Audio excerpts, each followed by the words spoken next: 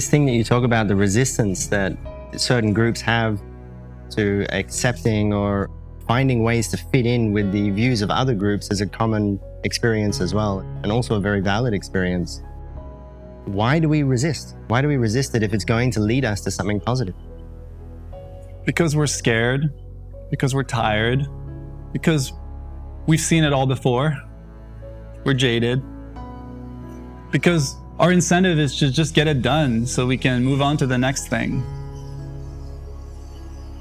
Because we don't want to deal with the emotions that come with really listening to each other deeply. Because those situations bring up parts of ourselves that we're not comfortable with. Because when somebody is standing up in their power and saying, I don't agree with you, I think what you're doing is wrong, our knee-jerk reaction is to be like, screw you, you're wrong. For sure, get defensive. Get defensive.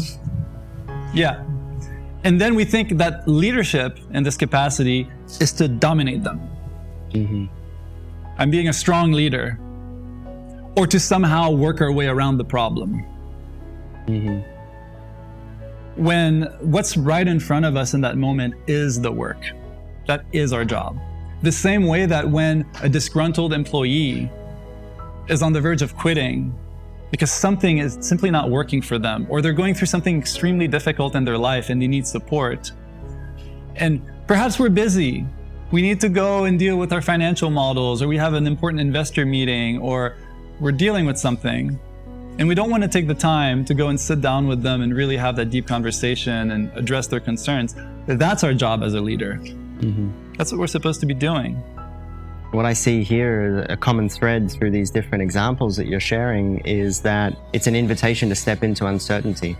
And if we're uncomfortable with that, then we're going to find all sorts of different ways to try and avoid it, maybe delegate it, try and get it off of our plate somehow so that we can stay in that space where we feel certain because of the ideas of what it means to be a leader in our culture.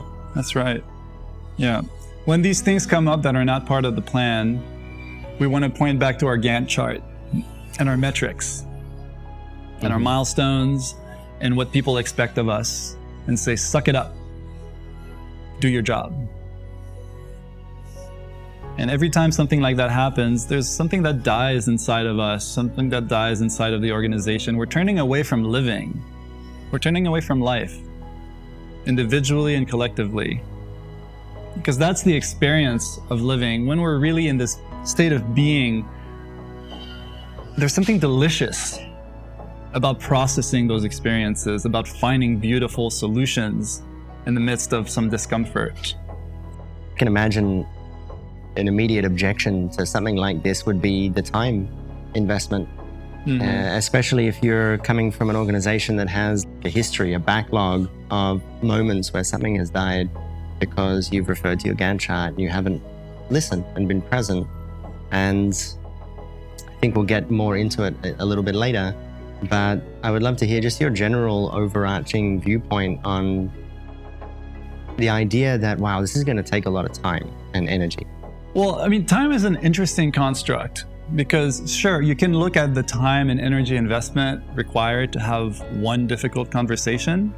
What if we contrast that with the time and energy that it takes to be in a recurring pattern in perpetuity that then compounds over time and amplifies and multiplies because that one thing that I didn't deal with now is going to affect this person's team, and then maybe it's going to affect the trust that a customer has for us because somehow we missed a deadline because there was some confusion and lack of communication, and then people start leaving because we've lost trust.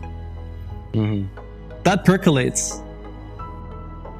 So all of a sudden, the time and energy that it requires for us to be fully present and sitting with some discomfort so that we can have some real conversations, that we can find some real solutions and have some deeper transformation, doesn't seem like so much now, does it?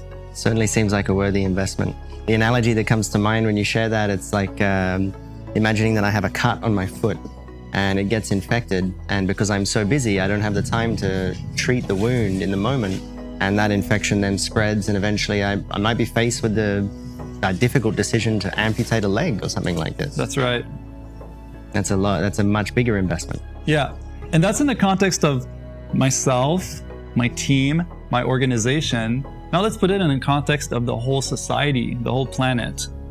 So when our whole industry is on this conditioned inertia towards dealing with things in a rather cynical way, with a lack of sensitivity and a lack of patience, we create a society that operates in that way. And then that's the inertia that's pulling us back into that state of being. That's making us feel like we have to somehow figure out a way through so that we can survive. And that then conditions us to forget who we are, because we're trying to rationalize our existence with our thoughts. We don't need to rationalize our existence. We don't need to fight to have the right to be. We have the right to be. We have the right to exist, just as we are. And when a leader is truly connected with that deeper truth, well, first off, it's liberating. It's a beautiful experience. It's like, wow, I can just exist and I'm still loved and the world's not going to fall apart. I can have a bad day. That's going to be okay. All of a sudden, it gives permission to others to also feel how they're actually feeling, and then to start to express themselves as they are, authentically. And then the solutions start coming. Then people will do more than their job description, more than what they're asked for, because they're driven by a big yes. Yes to this leader, yes to this organization, yes to the work that we're doing, yes to life. I want to see life blossom all around me because I'm feeling so alive inside.